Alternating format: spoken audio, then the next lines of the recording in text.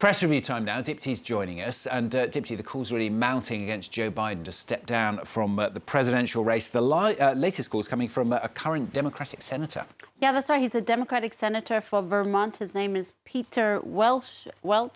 He pens his opinion piece in the Washington Post today where he says that Biden should withdraw for the good of the country. Welch does hail Joe Biden as having, quote, saved our country from a tyrant.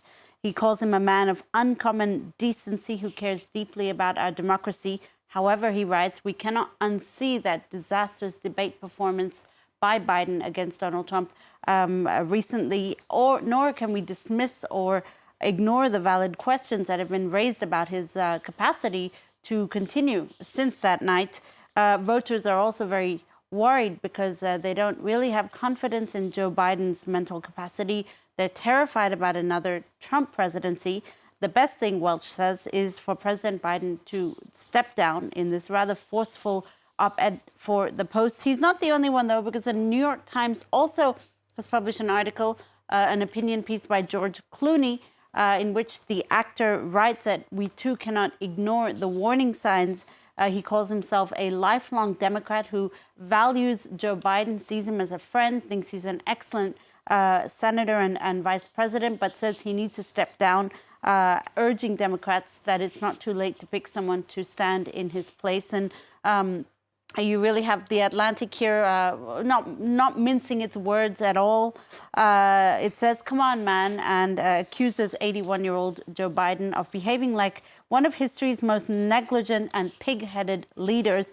Now, no connection, but speaking of emblematic leaders, let's show you the front page of the cover of Politico magazine, the weekly Politico Europe magazine's cover today. That's obviously Emmanuel Macron, a rather crude photo montage of him and Charles de Gaulle.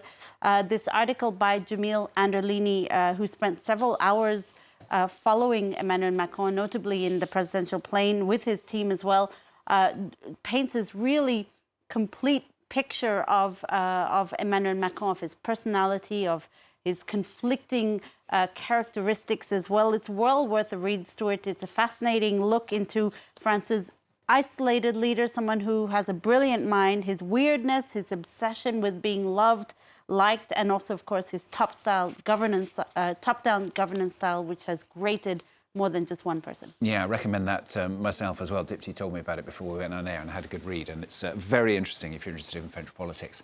Now, meanwhile, Saudi Arabia has issued an extremely punitive sentence. This is against a Saudi television creator, accusing him of terrorism. Yeah, this you can read about it in Le Monde. It's been picked up quite widely by the press as well. A very, very heavy sentence.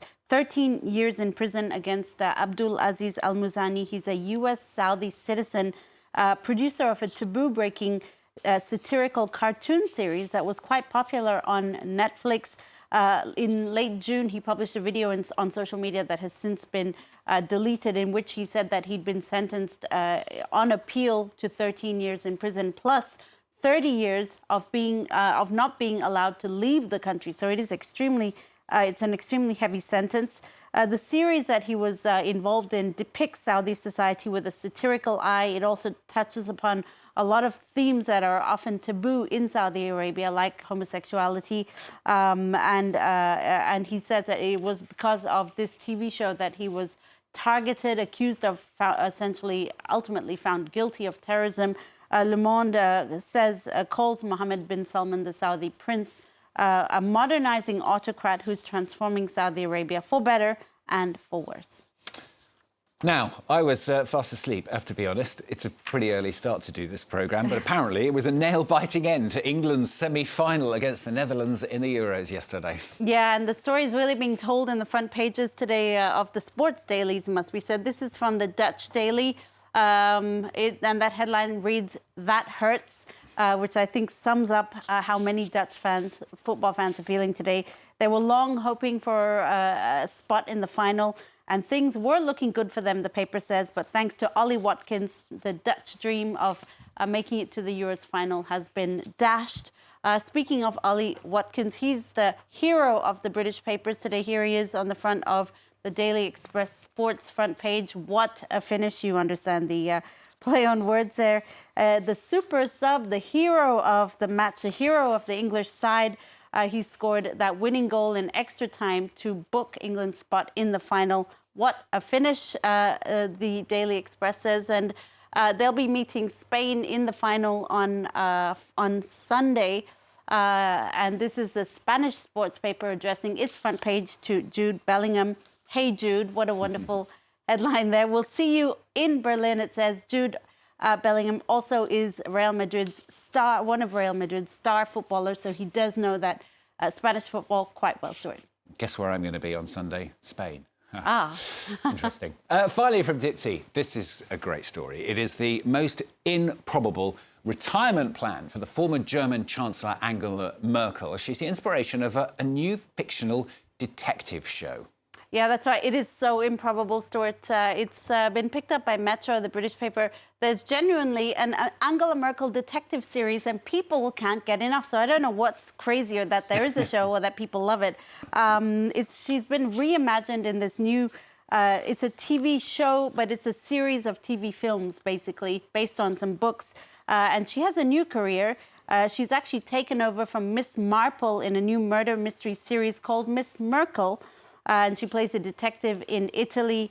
Merkel is depicted by Katharina Thalbach. The show is produced by Germany's RTL, and it sees her solving crimes and murders after becoming bored in retirement.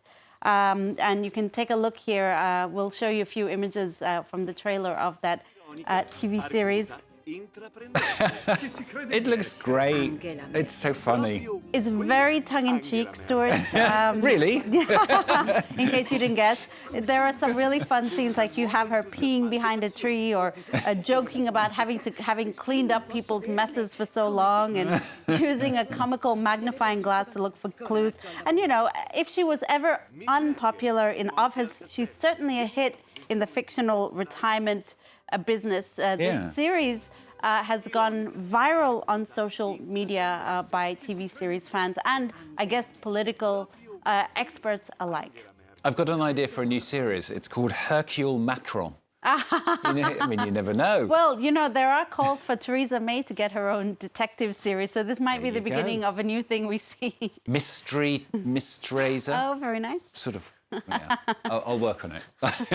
Tea with the papers on France 24.